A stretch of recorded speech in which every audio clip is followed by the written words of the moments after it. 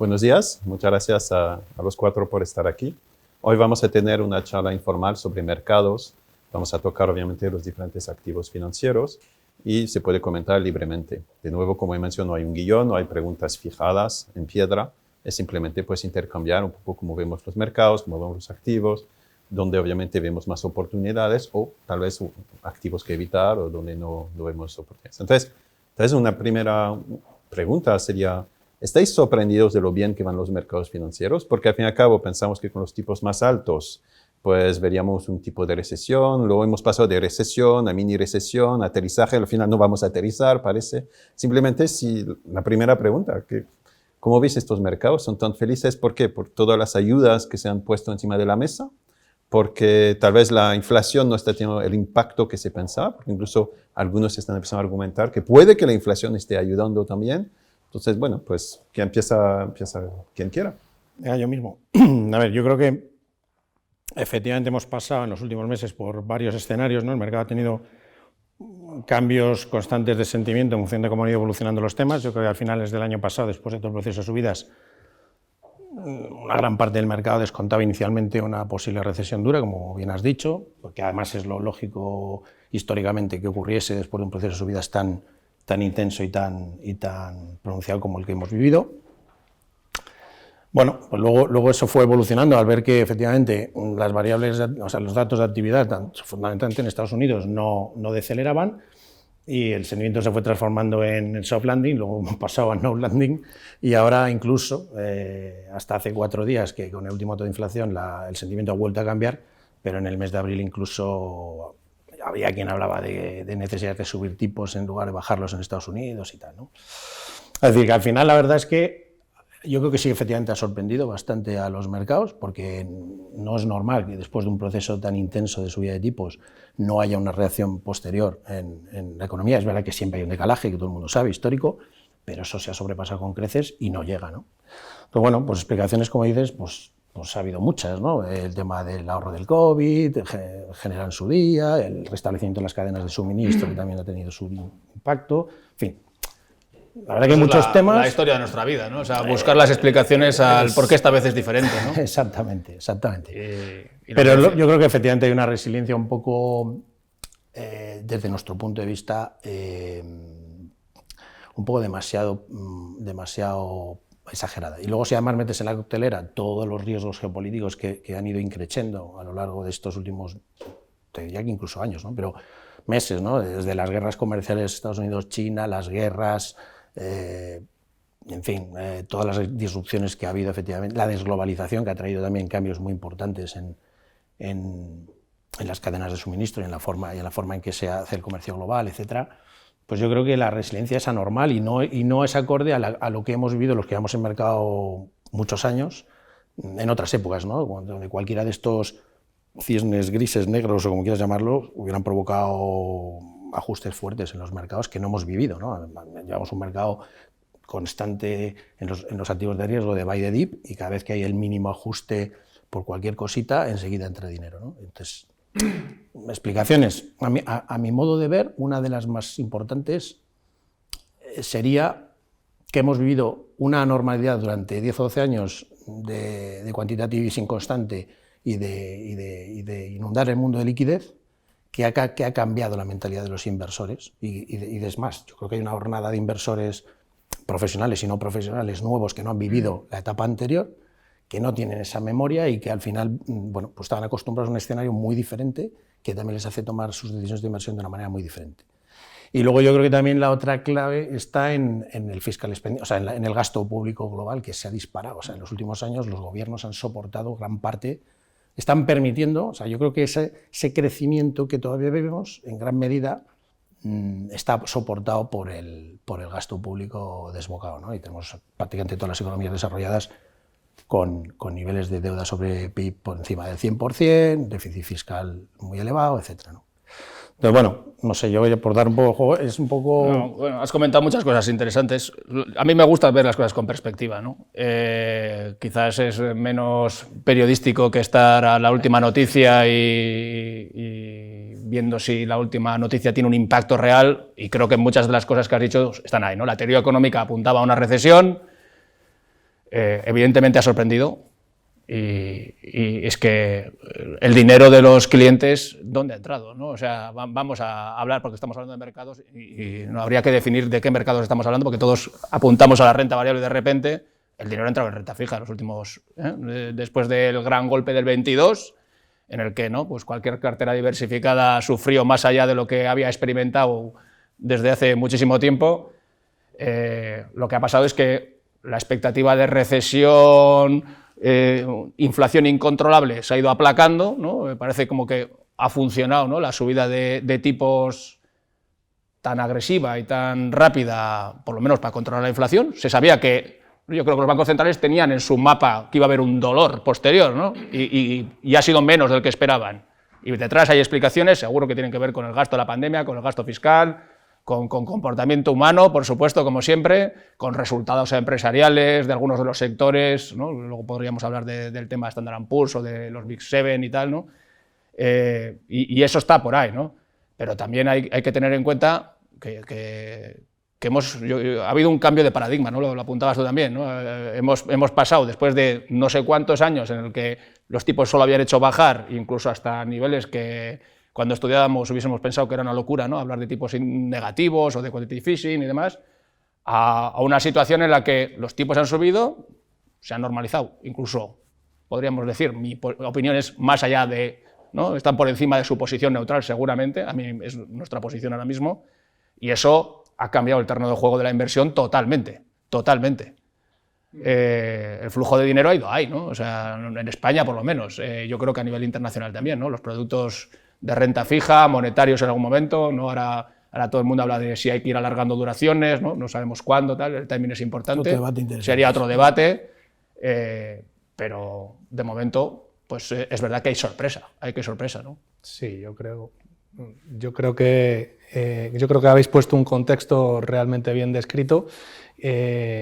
Comentabas tú, Bruno, sorpresa, desde luego que sí. Yo creo que la mayoría de las casas gestoras estábamos trabajando sobre otras hipótesis que van más en línea con esa teoría económica, pero esto incluso hasta ese punto bonito, ¿no? de encontrar que muchas veces no solo puedes proyectar el pasado en el futuro, ¿no? Sino que el mundo va continuamente creciendo y se van surgiendo nuevos elementos, ¿no? Que hacen cambiar esos modelos y lo hace tan interesante. Adicionalmente, por meterle algo a ese contexto que decíais, yo creo que ha sido bastante clave todo lo que es el tema de empleo, ¿no? Que todo este movimiento que hemos visto, ¿no? Es que no hay que olvidar que hace tan poco tiempo estábamos viendo inflaciones del 10%, con un impacto tan a priori, ¿no? tan que te genera un rechazo a ver cuáles son las posteriores consecuencias de todo esto, y sin embargo, bueno, pues el empleo ha resistido. Lo que queda desde aquí, desde luego, bueno, pues tenemos que ver, ¿no? Tenemos que ver cómo se va digiriendo todo esto, pero el paradigma que estabais mencionando, desde luego, ha cambiado. Los banqueros nos están describiendo un entorno que no deberíamos de descuidar, ¿no? Pues ese higher for longer, esos tipos más altos, y es que el mundo el mundo sin inflación, yo por ejemplo a lo largo de mi carrera el tema de la inflación era algo que estaba en los libros, y la inflación está ahí. He tenido un contacto tan exuberante últimamente que ha sido hasta cierto punto interesante, ¿no? Ver cómo algo que se daba por acabado, de repente aparece y aparece para quedarse, ¿no? Entonces, bueno, pues es un entorno interesante para... Pero lo que hemos visto es que durante años China ha exportado deflación, y entonces esto ha ayudado mucho al mundo desarrollado. Bueno, yo creo que eso, la globalización, la digitalización, las ganancias de productividad, es decir, se han dado, yo creo, durante década y media, de forma conjunta, una serie de factores muy importantes que han provocado ese fenómeno deflacionista. La japonización de algunas, ¿no? O sea, la propia japonización de Europa, ¿no? Desde el punto de vista demográfico, también hay tantos factores, ¿no? Yo creo que algunos ya están agotados, pero bueno, ahora debatimos. Puede ser. Nada, que yo definiría el momento dentro de como complacencia, ¿no? O sea, yo creo que lo que sí estamos viendo, que ya el S&P500 está por encima del consenso de mercado, ¿sabes? Entonces es saber si históricamente hay unos datos que te dicen que cada año suele haber una corrección, suele haber, ¿no? De un 10% y 3 de un 5%. Este año vimos en abril que corrigió, pero marzo ha vuelto a recuperar. estamos en un stand-by, y luego lo que sí nos sentimos más cómodos es que hemos vuelto a incorporar un activo que no estaba presente en las carteras, que era la renta fija y el monetario, que lo habíamos sacado porque las rentabilidades eran incluso negativas. Y entonces ahora, ante este escenario, pues estamos como el wait and see, ¿no? Vamos a ver hacia dónde vamos. Hace una semana el escenario de bajada de tipos en Estados Unidos está en una bajada, y ahora ya hemos vuelto a 2 bajadas. Entonces estamos como intentando surfear la ola con corrientes en todas direcciones. Entonces yo creo que no pasa nada por estar tranquilos, ¿no? O sea, eso sería un poco el sentimiento. Y luego a ver hacia dónde deriva todos los riesgos macroeconómicos. Acabamos de tener un accidente del presidente de Irán que en otras ocasiones hubiera provocado una turbulencia en el mercado, y el día de ayer estaba tan tranquilo. O sea que es pues eso, complacencia. Yo creo que es el resumen de lo que estamos viviendo. Sí, yo siguiendo un poco en la línea del impacto en mercados, más que en la parte macro, más filosófica, yo creo que ahora el tema hay que centrarlo en dos aspectos. Evidentemente, cómo van a evolucionar los tipos de aquí a final de año, que está muy claramente ligado a las expectativas que cada uno tengamos sobre la inflación. Nosotros particularmente, somos un poco menos optimistas que la media. Yo creo que la gente ha estado ya desde el año pasado buscando el momento para alargar duraciones. De hecho, el año pasado la gente se precipitó, cuando digo la gente me refiero a un consenso de mercado relevante, se precipitó un poco alargando duraciones en la primera mitad del año, que luego se demostró complejo, y si no iba a ser por ese rally un poco artificial que se vivió durante el mes de diciembre y bastante anormal en cuanto a la intensidad, pues hubiera sido un año desastroso para la renta fija en general, salvo algunas excepciones.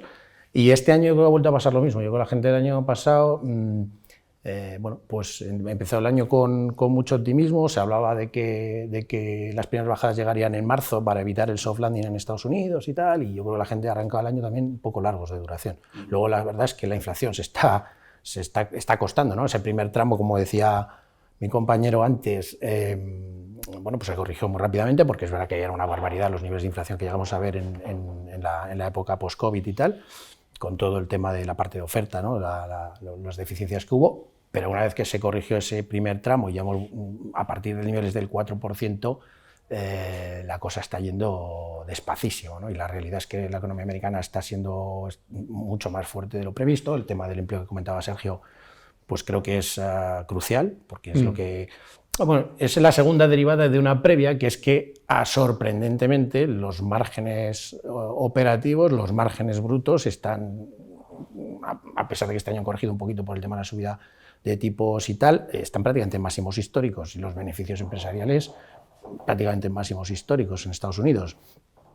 Y eso deriva efectivamente en que no haya crecido el desempleo. Pues las empresas no tienen ninguna motivación para echar a nadie, porque sorprendentemente siguen generando beneficios, ¿no? Entonces es un ciclo que no se ha roto y que está permitiendo que la cosa pero también que la inflación no modere al ritmo que todos querían, ¿no? Sobre todo la Reserva Federal, para tomar una decisión. Si lo unes a otro tema que seguro que ibas a sacar, que es el tema de que es un año electoral y tendrá sus implicaciones en el último tramo, y yo creo que también, aunque todo el mundo entiende que la Reserva Federal tiene un elevado grado de independencia, no es ajena al hecho de que hay elecciones, que hay 2 candidatos, y que lógicamente el tema de la política monetaria es delicado de aquí hasta noviembre, como se trate, también desde ese punto de vista, ¿no?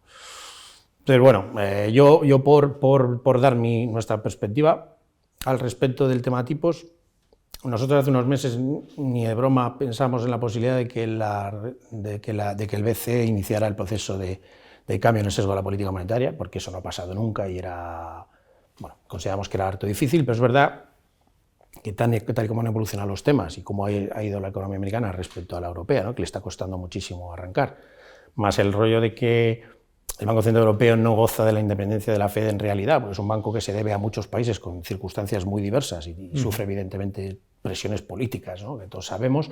Pues yo creo que al final yo sí creo que va a haber una bajada de tipos ahora en el día 6 aquí, en Europa. Yo creo más simbólica que otra cosa. Yo creo que la clave va a estar en el discurso posterior, si deja abierta la ventana a una bajada inmediatamente cercana en el tiempo, o va más a un discurso de que van a estar data dependent y tal, y la aleja, ¿no? Como está sobradamente descontada, ya veremos cuál es la reacción del mercado, porque llegado al nivel que estamos y teniendo en cuenta lo sobredescontada que está, incluso en el caso que se produzca yo no descartaría que viéramos algo de ajuste en los activos de riesgo. Y luego en Estados Unidos, hace escasamente 3 semanas se descontaba 0 bajadas, como mucho una, como he comentado. Ahora hablan de 2, septiembre, diciembre. A mí me sigue pareciendo que es complicado que bajen tipos este año en Estados Unidos. Vamos a ver si efectivamente los últimos datos que hemos visto de ventas minoristas, bienes duraderos y tal, que empiezan a aflojar un poco y han abierto la puerta a que en la segunda mitad del año se enfríe la cosa, pero no lo sé, yo no lo tenemos muy claro. O sea, yo lo de correr a alargar duraciones... Bueno, yo correr casi no lo vemos, pero... no lo vemos. Igual es que soy muy viejo, pero ¿y el carry qué? ¿No? O sea, no, el carry es la base de todo esto, claro, y es la gran historia, ¿no? Que por primera vez existe en mucho tiempo. Desde el punto de vista personal, casi sí. prefiero que esto se retrase y sea poco a poco, egoístamente, ¿no? Para tener una visibilidad de rentabilidad futura, más que recoger en valoración ahora de manera rápida. Creo que tiene nuestro soporte. Tiene nuestro soporte. Es una maravilla, ¿no? O sea, y sobre todo porque eso es, o sea, es que no me asusta. Evidentemente hay algo táctico que tienes que hacer. El año pasado corrió demasiado. Nosotros aprovechamos para bajar duración. Hace poquito estábamos comprando duración y ahora... Pero eso es lo que yo llamo cacharritos, sinceramente, ¿eh? Cacharritos. O sea, lo bueno es que ahora mismo, y luego podemos hablar del crédito, ¿no? Estamos hablando de gestión de duración.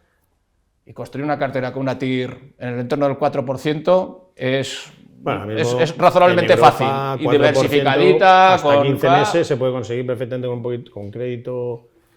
Y paulatinamente metiendo un poquito de duración, pues para que esa TIR dure más tiempo, ¿no? O sea, de hecho, y si va haciendo cupón corrido, pues fíjate, ¿no? Porque también, o sea, atrae mucho el monetario, ¿no? El rabioso corto plazo, porque te paga el 3,5, 3,6.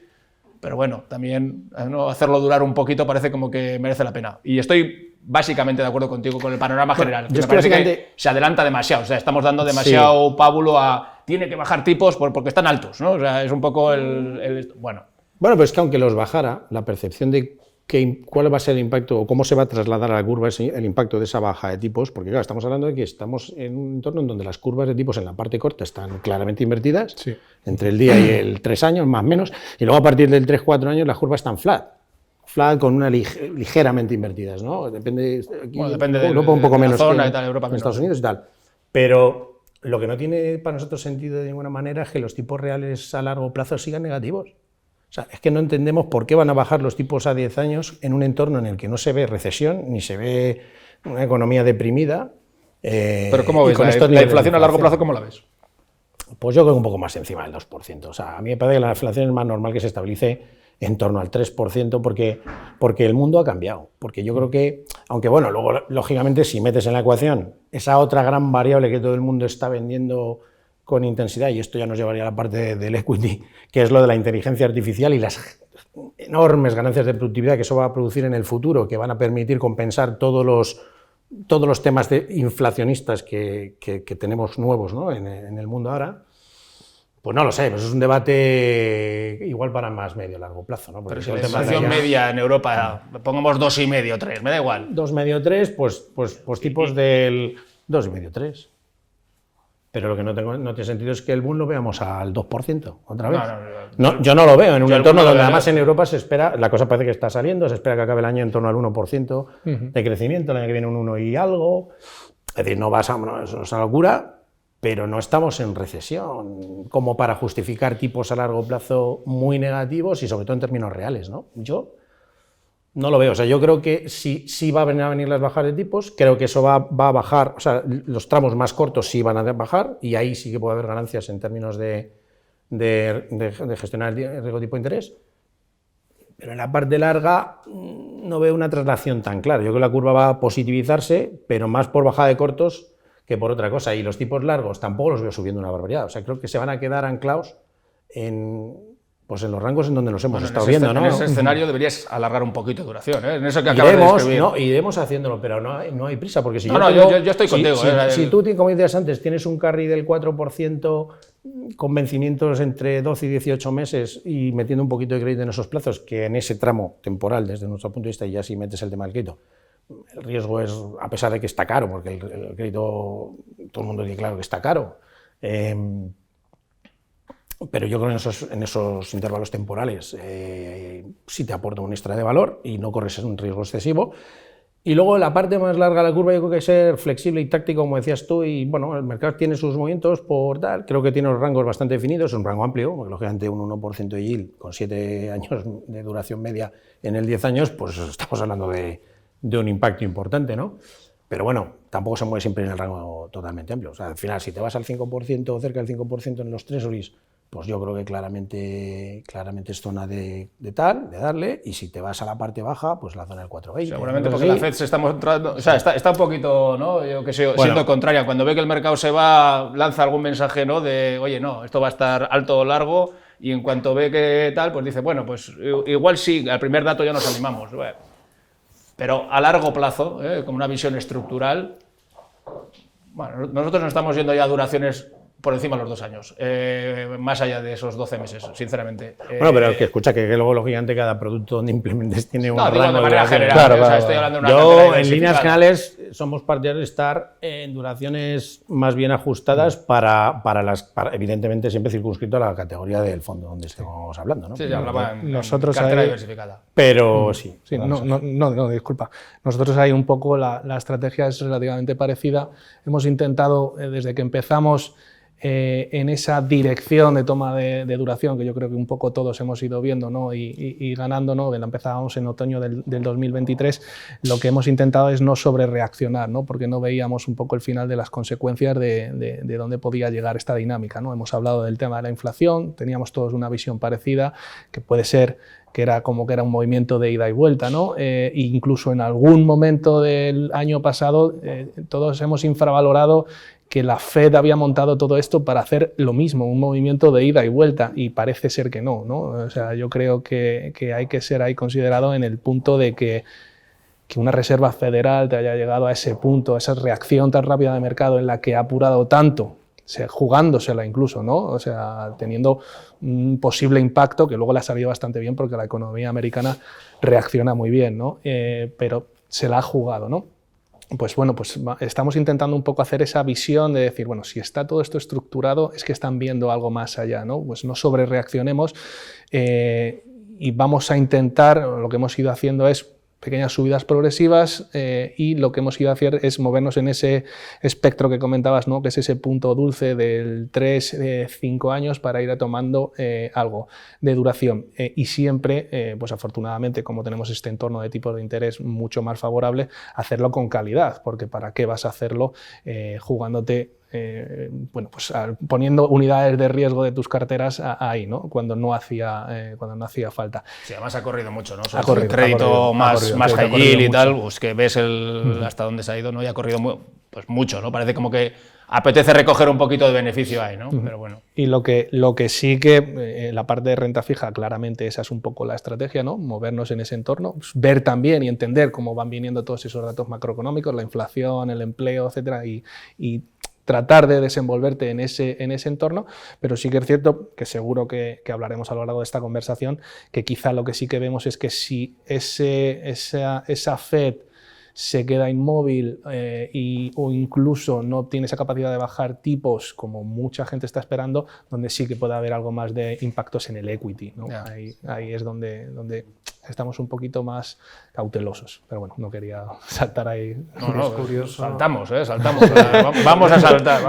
Pero ahora saltaremos al equity, pero si vamos un poco al macro, lo que sí es curioso que hemos vivido el ciclo de subidas más grande en la historia de Estados Unidos en el menor periodo y no hemos notado un impacto en la economía, que es algo que te sorprende. Sí, y cuando veías, hoy una hipoteca en Estados Unidos costaba el 7 y pico % hace poco, y en cambio el mercado inmobiliario sigue resiliente, ha sabido adaptarse a la oferta y la demanda y se han ajustado. Y entonces, claro, lo que hace un año... Es raro que pase, ¿no? Es raro suave, que, ¿no? Y estamos en un año de muchas elecciones a nivel global, o sea, está la mayor parte de, casi el 50% del globo está en elecciones durante este año. Eso quiere decir mayor déficit, mayor endeudamiento. Tenemos a la Reserva Federal reduciendo su balance, está con reducciones de 60.000 millones de dólares. y no notamos impacto en el mercado, que es... Bueno, hay la compensación fiscal que se ha mencionado antes, yo creo que está compensando un poco. Y luego sí han pasado cositas, ¿eh? Lo que pasa es que el mercado, o sea, el año pasado quebraron bancos en Estados Unidos, ¿eh? Sí, O sea, yo creo que sí, pero también fue como un movimiento eléctrico en un momento. en otro momento eso hubiese sido, ¿no? Como... Bueno, yo creo que ahí hay unas deficiencias en el inmobiliario americano, sobre todo en el ligado o sea, al commercial real estate, que yo creo que todo el tema de oficinas y tal, bueno, pues toda esta tendencia del teletrabajo y tal ha hecho un impacto serio. El tema de los centros comerciales, y ahí sí que creo que que muchos de ellos han estado financiados a través de fondos y tal, y yo creo que sí que hay unas sobrevaloraciones que no se justifican con la realidad, y bueno, hay algunas ineficiencias que efectivamente pueden tener algún impacto en el sector financiero, aunque yo creo que la FED estuvo, volviendo a ese tema concreto, estuvo bastante rápida y cerró bastante esa tal. Pero yo, volviendo un poco a lo que tú comentabas, yo creo que si tú analizas bien en Estados Unidos, dices, oye, pues joder, el consumo se mantiene fuerte y tal, pero luego te das cuenta que el 80% del consumo lo genera el 20% más rico de la población, mientras que el 80% más pobre, por decirlo de alguna manera, que es más pobre de lo que era hace una década, consume menos. O sea, porque realmente lo que se está viendo es una dinámica interna o sea, se está polarizando más la población, lo cual tiene su traslación al tema político, que estamos viendo cada vez más, bueno, pues como más polarización también en la política, y que puede derivar también en el futuro en más conflictividad social, etcétera, porque yo creo que ese tema se está ampliando. No sé, los ricos durante el COVID y en los años anteriores se hicieron más ricos y han sido capaces luego de aprovechar también las mejoras para consumir más, y los pobres no están llegando. Aún así, y volviendo un poco al tema del crédito, no se aprecia una subida relevante de la mora en ningún lado. En Estados Unidos se han empezado a ver ahora un poquito, un incremento de tarjetas, el tema de la revolving, consumo, algo de crédito al consumo, o sea, el consumo de automóvil y tal. Sí, pero no se ve que se esté generando la base de algo. No estamos en unos niveles de estrés, de impagos que den miedo, ni mucho menos. Bueno, es que el endeudamiento es más público que privado, ¿no? O sea, desde el punto de vista... El que ha subido como la espuma en los últimos 10 años, evidentemente, es el público. El privado, efectivamente, está por debajo de la crisis financiera. O sea, o por ahí. Es decir, que el que de verdad ha expandido es el público, y yo creo que eso forma parte efectivamente de la... Y la economía real americana yo creo que ha sabido trasladar muy bien las subidas salariales, o sea, lo que ha sido la inflación. Sí. Las subidas salariales ha permitido que los trabajadores pudieran recuperar parte del poder adquisitivo perdido con la inflación, y luego también las empresas han trasladado muy bien al consumidor el coste de la subida de los precios. Entonces eso sí que ha ayudado. Pero bueno, vamos. Demasiado perfecto todo. Demasiado perfecto. Todo se ha ajustado, y ¿no? que el año pasado... y pasamos a la teoría económica, si os parece, pero que una de las cosas muy significativas del año pasado fue que el S&P 500, la subida que tuvo, un 63%, vino reflejada por los 7 magníficos, y en lo que llevamos de año, la subida del S&P 500 solo, de los 7 magníficos solo representa el 22-23%, con lo cual ya vamos viendo que se está moderando un poco lo que es el peso de los 7 valores que más importancia se les dio el año pasado, que el resto de las bolsas no hubieran subido tanto si no llegase en ponderación. Bueno, de hecho yo creo que eso económica, o sea, en el conjunto de la economía americana, no solo el reflejo en bolsa, es que en la economía americana yo creo que gran parte de la subida que hubo viene de las grandes compañías, porque tú analizas el comportamiento del Russell o de las compañías cotizadas medianas y pequeñas, no tiene nada que ver con el que vivimos en el Standard & Poor's, ¿no? Y a nivel de beneficios exactamente lo mismo. Es más, si tú analizas el comportamiento de los beneficios empresariales, es que ya van creciendo, es que si los últimos 5 trimestres, si tú extraes el crecimiento de beneficios de las 7 o 8 compañías que más capitalizan en el Standard & Poor's 500, se hubiera decrecido en beneficios empresariales. De hecho, en el Q1 que acaban de terminar, hoy terminan con Nvidia, la subida media, el crecimiento medio de beneficios en el Standard & Poor's va a estar en torno al 5%, y si extraes las 7 magníficas, se te vas al menos 2,5%. Y eso ha pasado en los últimos 4 trimestres de forma consecutiva, durante todo el año 2023. Es decir, que la realidad de fondo no es tan bonita, sino que hay una serie de compañías que han ganado mucho peso, no solo en los índices, sino en la economía real. Pues son grandes conglomerados que mueven mucho, y yo creo que también pues dan una imagen un tanto irreal de todo el tejido, ¿no? De todo el tejido empresarial.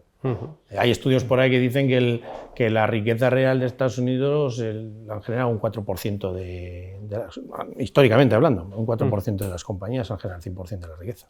O sea que al final realmente ahí está el matiz, ¿no? Pero de hecho eso que dices es que es así, o sea, hay concentración evidentemente, hay que analizar por debajo qué hay, parece evidente, pues demasiada concentración en pocos valores, cómo de sostenible es eso, y al final lo que haces es buscar el valor igual. Nosotros ahora, por ejemplo, estamos realizando cierto trasvase hacia el Russell 2000, ¿no? vía asignación de activos, porque parece, pues de libro, como decía el otro, ¿no? Sí. Pero la concentración sectorial no es nueva, ¿no? Esto ha pasado en el Standard & Poor's con las petroleras, con lo bancario, con las telecos. Bueno, pero yo de forma muy intensa a partir de hace 10 años, que es cuando empezó toda la temática de la digitalización, la transición energética y tal, y pasó, se ha doblado. O sea, a finales del 15-16 estábamos en pero dices la mitad. Esta última concentración, pero te digo que ha habido otras concentraciones antes. Ha habido, pero nunca ha habido ningún sector que represente. Es que la tecnología es el 30%, y el siguiente sector, que es el financiero, está a la mitad. Y es el único de vieja economía que resiste ahí un poco más o menos. Pero analiza tu día a día. O sea, es que pero es que al final yo creo que es un fenómeno, ¿no? Mira, es un fenómeno derivado de la electrificación, digitalización, perdón que te corto. Sí, perdóname si es que hablo mucho. Para mí es un fenómeno derivado, aparte de que hemos vivido esta macro tendencia de la digitalización en los últimos 10 años, y lógicamente los winners de esto pues han ido aumentando, han atraído a los inversores, han aumentado su capitalización. Luego hay un fenómeno también que hemos vivido en los últimos 10 años de forma muy intensa, que es el desarrollo de la gestión pasiva, ETFs, CTAs, etcétera, que eso también genera un movimiento de retroalimentación para que en los índices se produzcan esos fenómenos de concentración, ¿no? Totalmente. Entonces, bueno, luego hay que ver, luego lo que no tengo tan claro es, porque yo creo que hay una diferencia muy sustancial con otros momentos del tiempo en que esto pasó, como los 2000 y tal, y es que yo creo que las valoraciones, a pesar de que no son regaladas, no son una locura, porque es verdad que los crecimientos de beneficios de estas compañías... Dicho sencillo, hay masa debajo de la valoración. Bueno, o sea, lo que no tengo claro es cómo de sostenibles son a futuro, ¿no? Lo que tengo claro es que... Pero están los resultados. Un PER 21 para el Standard & Poor's, y si solo considera las 7 o las 8 o las 10 magníficas, me da igual, te vas a lo mejor a PERs de 28 o 29 veces, que si lo pones en comparación con otros sectores, lógicamente te puede parecer exagerado, pero circunscribiéndolo al tipo de compañías al que nos referimos y teniendo en cuenta cómo están creciendo en beneficios, no me parece una expansión de múltiplos de locos. Otra cosa es que sea sostenible. Yo creo que la clave es esa. De hecho, yo creo que ahora en estos trimestres todavía tienen capacidad para mantener además hay que tener una cosa importante, es que las 5 o 6 compañías de estas que estamos hablando, Apple, Microsoft, Meta, etcétera, que están desarrollando sus algoritmos de inteligencia artificial generativa, van a tener que invertir $1 trillón de aquí a los próximos 5 años en el desarrollo de estos temas, y esa cantidad de CAPEX tiene que erosionar los beneficios sí o sí. O sea, yo creo que hay pero a la vez están generando un flujo de caja impresionante, ¿eh? O sea, te digo que salvo Tesla, vamos a decir, tú miras las cuentas y hay una generación No, digo que hay un movimiento que a mí sí me llama la atención, que es los flujos, cómo están cambiando, y Nvidia el primer trimestre subió un 80% y en lo que llamamos de trimestre solo lleva un 3%. Y sí que estamos viendo que el Russell se ha quedado atrás y que tiene más sentido a lo mejor apostar por el Russell que seguir apostando por este tipo de compañías, ¿no? Depende del horizonte donde mires. Y luego vemos mucha diferencia entre Estados Unidos y Europa, que se está cortando. Y menos mal, porque es que nosotros consideramos que hay un 30% de descuento en la valoración de PERs de Europa frente a Estados Unidos. Entonces, si la media histórica está en 18, queda un margen para que se vaya ajustando. Y como Europa va a bajar tipos antes que Estados Unidos, a lo mejor nosotros sí que vemos una recuperación que va a poder seguir en Europa más que en Estados Unidos, aunque yo siempre creo que Estados Unidos sabe pesar en las carteras lo que Estados Unidos pesa en el PIB global. Y cuesta mucho en España que tengamos esas ponderaciones. Solemos equilibrar Europa y Estados Unidos, y Estados Unidos tiene más peso, ¿sabes? Entonces, que dicho queda, ¿no? Que hay que estar más positivos a lo mejor en mercados que se han quedado rezagados, pero que Estados Unidos hay que seguirlo teniendo presente. Estructuralmente infraponderados en Estados Unidos, porque somos europeos, ¿no? Yo creo que pasa, ¿no? Ahí pesa el tema local. Luego hay esto es la historia que se repite, ¿no? Siempre estamos esperando que Europa, ¿no? Lo haga mejor que Estados Unidos y año tras año está ahí, un ¿no? deseo estable en el tiempo. Eso es como la corrección de los déficits gemelos, histórica y otras historias Pero mantras de estos del Japón mercado que nunca existe, pasan. ¿no? Pues Japón lo hemos Y olvidado ahora es muchos verdad que años y vuelve. parece que lo peor macro en Europa ya ha pasado, ¿no? Pues Alemania que ha sufrido, ¿no? La parte más industrial sobre todo, parece que ha pasado. Los tipos probablemente bajen antes en Europa, sí que parece el momento, dices, ostras, pero es que ya estamos infraponderados en Estados Unidos, ¿no? O sea, a mí siempre me cuesta dar ese paso porque ya parto de una base que en general mi cliente está más posicionado en Europa de lo que tú acabas de decir, ¿no? De la representación económica de Estados Unidos en la economía. Lo del tema de las 7 magníficas es interesante, ¿no? Porque al final la economía y un poco el mercado americano también tiene esa característica, aparte de muchas otras características del exceso, ¿no? de la voluntad, ¿no? del miedo a quedarse fuera, y o sea, eso responde un poco a los movimientos que hemos visto, aparte de que, por supuesto, sí que consideramos que en el medio y largo plazo se van a materializar mucho de lo que estas compañías están apuntando, ¿no? De la inteligencia artificial, semiconductores, todo esto. Pero claro, el riesgo viene desde el punto en el que si has estado fuera tienes que tener esa sensatez, ¿no? De decir, oye, considero que ahora mismo puedo proyectar esos rendimientos, esos beneficios a futuro en esas compañías. Pues como bien estabais indicando, ¿no? Pues al final vamos a mantener un poco la cautela, ¿no? Por ese lado. Sí que es cierto que con lo representativo, que estamos hablando de más del 25% de la capitalización del Standard & Poor's en esas compañías, tampoco te puedes quedar fuera, ¿no? Porque estarías asumiendo un tracking error, una idea de demasiada convicción que te podría pasar por encima. Pero sí que es cierto que cuidado con ese tema de proyectar, ¿no? Lo mismo del pasado en el futuro, ¿no? Al final, estadísticas y números hay por todos los lados, por todos los sentidos, ¿no? Pero sí que es cierto que cautela, ¿no? Esa proyección es interesante.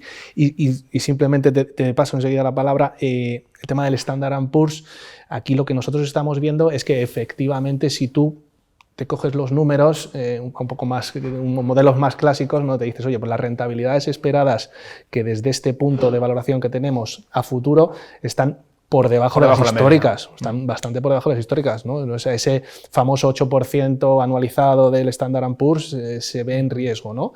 Pero sí que es cierto que hablabas del PER, o sea, es que ese PER está ahí, no es una exageración. Tenemos compañías americanas que, aunque tienen valoraciones relativamente estresadas, tienen posiciones dominantes, ¿no? Y al final, dices tú, ¿no? Pues el tema de la gestión pasiva son elementos que le dan soporte. Nosotros intentamos darle un poco una interpretación a esto y lo que hacemos es, oye, pues el mercado, el universo donde vamos a trabajar en la parte de rentabilidad americana es suficientemente grande para intentar buscar algo concreto, ¿no? Que es ese quality dividendo, ¿no? Ese dividendo de calidad, ¿no? Que vemos que es un espacio en el que podemos encontrar compañías que todavía presentan valoraciones razonables, que tienen una posición, unos balances bastante saneados y que todavía ofrecen algo de rentabilidad, ¿no? Ese es un poco el área donde estamos trabajando para, aún así, tener índice, tener exposición a tecnología, etcétera, pero estamos intentando sacar un poco ese foco de ahí para llevárnoslo a ese tipo de compañías que presentan un buen equilibrio. Yo creo que gran parte del tema que comentaba Sergio es por lo que ha sido muy difícil batir a los índices en los últimos tiempos, ¿no? Que era un tema que también estaba en lo que pensábamos hablar. Yo creo que hay un mismatch entre lo que tú consideras que por fundamentales deberías hacer, ¿no? Y la racionalidad te dice y lo que realmente te puedes permitir hacer por lo que dice Sergio, de que al final, bueno, pues todos sabemos, llevamos una década, bueno, no es una década, pero muchos años con un estilo claramente growth, con un enfoque muy claro hacia compañías de tecnología, además que son las que realmente han soportado mejor en todas las partes del ciclo el tema de resultados, y haber estado fuera te ha generado una underperformance muy relevante, ¿no? Entonces, al final tú tienes que pensar que cuando inviertes para un inversor que quiere estar en mercado, y es muy difícil que tenga la paciencia de decir, mira, es que comprar una compañía a 12 veces beneficios, que está infravaloradísima por el mercado y porque es una temática, no sé, vamos a poner por ejemplo un sector que ha sufrido, o dos sectores que han sufrido una corrección brutal y que el entorno de tipos altos les ha matado, como son el inmobiliario o todo lo ligado a la transición energética, ¿no? Donde ha habido un sell-off brutal, tienes un montón de compañías inmobiliarias por ahí cotizando muy por debajo de su net asset value, y muchas compañías relacionadas con la transición energética, tanto los enablers, o sea, tanto los que están en la primera parte que fabrican, bueno, pues todo el tema de las placas, las redes, etcétera, hasta a los que lo venden todos, ha habido un sufrimiento importante ahí. Bueno, pues te puedes sentir tentado, pero claro, primero tienes que tener claro que el horizonte de tipo va a ser el que debería, que hemos hablado antes, no parece que esté tan claro, y luego al final no tengo claro que el mercado se vaya a bajar tan fácil. O sea, yo creo que para que el mercado se baje de este tipo de compañías de una forma seria y que no sean pequeños ajustes que hemos visto que enseguida la gente aprovecha para comprarlas, se tiene que producir un hecho relevante como, por ejemplo, bueno, pues que no sé, que una de estas o varias de estas compañías simultáneamente no cumplan guías de una manera significativa, algo que de verdad digas, oye, escucha, que a lo mejor estos ya no son capaces, y de momento no está pasando, o sea, trimestre tras trimestre, más o menos, Tesla a lo mejor es la que ha, como comentaste tú antes, es la que ha defraudado más, Apple también tuvo su momento de estar, pero todas Sí, de manera general, sí. Van conviviendo y van soportando los resultados globales del mercado. Entonces, ¿qué vas a ser? ¿El primero que te Sí, eso es complicado. decidas desinvertir en un sector que claramente tiene flows positivos y tendencia? Hombre, yo creo que hay algunas convicciones que hay que tener, ¿eh? O sea, detrás que te soporte ese discurso. yo el mantra de la diversificación intento que no se me olvide nunca, ¿eh? O sea, estoy totalmente de acuerdo con lo que dices y la dificultad es grande, pero o sea, como me lo tengo que repetir para no caer yo ahora mismo en la tentación, ¿no? Al final luego lo estoy proyectando a los clientes y creo que con algunas cosas se puede ser flexible, pero hay convicciones con las que hay que ser un poquito más inflexible. Y yo, el tema de la diversificación, ostras, yo creo que nos pagan, una parte importante de lo que nos pagan creo que es por eso, o sea, y no es creo que somos muy poco sexys y esto de acertar y tal, pues igual vende en algunos sitios, pero ¿no? A nada que rascas, acertar de manera consistente en el corto plazo es algo en el que te estás metiendo en una vorágine rara, pero la profesionalidad sí la puedes demostrar con temas de diversificación, tal, tener una visión estructural y bueno, un poco tal, ¿no? Lo que tú decías, ir contra el crecimiento. Bueno, has dicho casos, ¿no? Pero ha habido también cosas de valor que de repente han resurgido, ¿no? O sea, el sector financiero, ¿no? Que estaba, ¿no? En un entorno en el que no podía hacer nada, se había ido a unas valoraciones que no tenían sentido, pero que eran en un entorno de tipos en los que hacer negocio evidentemente era muy difícil para el sector financiero y fíjate, ¿no? O sea, pues se ha recogido un cambio de las reglas en el sector muy relevante que ha generado. Tiene que haber eso. O sea, eso hay es una bajada de tipos relativamente agresiva y muy probablemente muchos de estos sectores que están hiperpenalizados van a revivir. Sí, sin ninguna Pero duda. Y sucederá. Hay que verlo. Y luego hay un sector, por ejemplo, que no nos tenemos que olvidar, que es el energético, ¿sabes? Totalmente. Porque estamos hablando de las 7 magníficas, inteligencia artificial, Totalmente. pero hay un informe que ha salido esta semana publicado por Bank of America hablando de la eficiencia energética, me refiero, para poder mantener el ritmo de crecimiento que hay en todo lo que es inteligencia artificial. Y están hablando pues de la necesidad de centrales nucleares para emitir una energía suficiente para poder mantener todos los centros de datos. Claro, volvemos a sacar unos temas que hasta ahora habían desaparecido, que vuelven a estar encima de la mesa y que tenemos que ver qué vigencia hay que darles, ¿no? O sea que va a estar... Sí, porque es como lo de que quieres estar simultáneamente, pues por un lado, efectivamente, hay unas necesidades energéticas crecientes por todo el tirón de la tecnología, fundamentalmente, aparte del crecimiento poblacional y otras historias, pero al mismo tiempo quieres hacer una transición energética hacia unas energías que hoy por hoy no generan la misma capacidad que las viejas, ¿no? Entonces no te puede, de hecho eso es un tema bastante inflacionista, que no se han quitado encima, ¿no? Porque al final tú no te puedes deshacer del sistema antiguo y tienes que ir desarrollando el nuevo, con lo cual hay una duplicidad, que eso, bueno, pues genera presión de precios, ¿no? Y yo creo que efectivamente ahora hay que hacer una inversión muy fuerte. ¿Y dónde la vas a hacer? En la que me da un rendimiento inmediato, nucleares, tal, pero que no es la que políticamente socialmente se espera, quiere, ¿no? O en la otra, pero que la otra no me va a generar, yo por ahí con la tecnología que tenemos No lo la aguanta. capacidad que Sí, necesito de forma Por lo menos en Europa inmediata, ¿no? parece difícil, ¿no? Ese giro. O sea, Sí, igual sí. en Estados Bueno, en Unidos Europa, te lo pones, pero yo creo sí, que sí. esa es una, y ahí ya que volviendo a temas filosóficos, es una de las grandes razones por la que Europa siempre va detrás de Estados No, no, Unidos está claro. y crece menos que Estados Unidos y sus compañías crecen menos que Estados Unidos porque estamos en un, bueno, nos hemos dado un marco de regulatorio, un marco de pensamiento que nos constriñe en muchas cosas y que a las compañías basadas en Europa también, ¿no? Y este es un ejemplo claro, ¿no? Pero hay más. Sí, vemos como China está precisamente aumentando capacidad Bueno, China está, en energía eso lo nuclear. tienen claro. Ujú. Sí, sí, ellos lo tienen muy claro. Es que luego ahí está el tema de la polarización del mundo en dos ejes de nuevo, que se ha producido, que, bueno, pues que yo creo que va a tener su trascendencia en la próxima década en el comercio global y muchos temas, ¿no? El debate que hay ahora con el tema de las máquinas de litografía de ASML, por ejemplo, o Taiwan Semiconductor, y la preocupación que hay porque puede haber una invasión de Taiwán, que es una cosa que llevamos en el radar teniendo 2 años y que los americanos no cejan en su visión clara de que eso tiene pinta de que se puede producir en cualquier momento. Y bueno, pues es todas esas cosas, ¿no? La prohibición, o sea, yo creo que ahí va a haber, bueno, Sí. riesgos potenciales. Lo que es muy importante, yo creo, qué va a pasar en las elecciones en Estados Unidos. Yo creo que es También. algo que a principio de año se le da mucha importancia y parece como que se ha difuminado un poco el tema, pero cogías el The Economist del año pasado de previsión para este 2024 y todo giraba en base a quién ganará las próximas elecciones en Estados Unidos. Y era muy curioso cómo te enseñaba de los mapas, cómo ve Estados Unidos si gana uno u otro. Si gana Estados Unidos, pues mira hacia el Pacífico, y China, como ellos miran el mundo, lo miran al revés que nosotros. Nosotros miramos pues norte-sur y la península ibérica, España en medio, ¿no? Y cómo gira todo.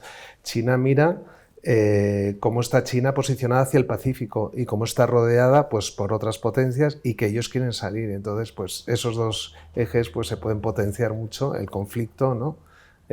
Según quien salga las elecciones en Estados Unidos, y de ahí derivará mucho cómo vayan los mercados también. Desde luego parece como que no están las elecciones, pero yo creo que la maquinaria vendrán, ¿no? Empezará pasado el verano, igual nos dejan un verano. Todos sabemos que en algún momento, ¿no? Empezará. Ese discurso habrá ahí, ¿no? Por supuesto, parametrizar unas elecciones en tus modelos cuantitativos o en tus previsiones es muy complejo.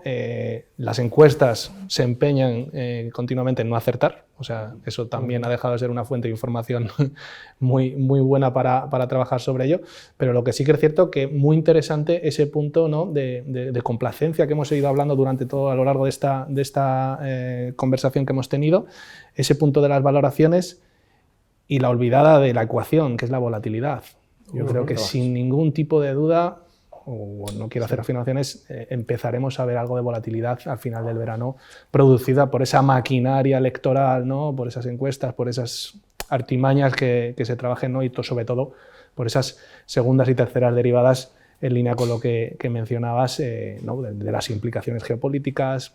Estamos en un mundo beligerante, gastos en defensa, disparados, etcétera. Bueno, muy de interés para el seguimiento, desde luego. Y mayor endeudamiento público, que hemos hablado al principio también, eso es lo que supone que la garantía que tienes se está deteriorando respecto a lo que lo soporta, que es el PIB correspondiente. Absolutamente. Entonces, de hecho, para mí pues, ese es el gran riesgo global. Sí, es sí. eso. Es que como es un riesgo global, no es riesgo. Si este problema lo tuvieran 2 o 3 países, sería un problema. Está repartido entre muchos. Pero como menos. es todo el mundo, bueno, es como una patada a seguir de, bueno, ya llegará un momento en que tengamos que coger este toro por los cuernos, pero de momento... Como concepto, ¿tú qué prefieres? ¿Prestarle dinero a alguien que debe mucho o ser el dueño de la economía real?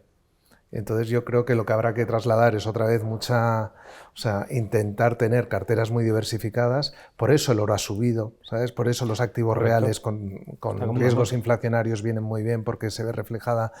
Y yo creo que hay que volver tenemos un negocio, antiguamente decía que nos pagaban por intentar perder lo menos posible, cuando los tipos sean casi negativos, y ahora lo que tenemos que intentar es equivocarnos lo menos posible, y hay demasiados riesgos encima de la mesa. Entonces no tenemos que ser el ganador de todas las temáticas que van surgiendo, sino lo que tenemos que intentar es gestionar con mucha cabeza e intentar prevenir riesgos que a lo mejor no vienen, pero sí vienen que los hayas previsto, ¿no?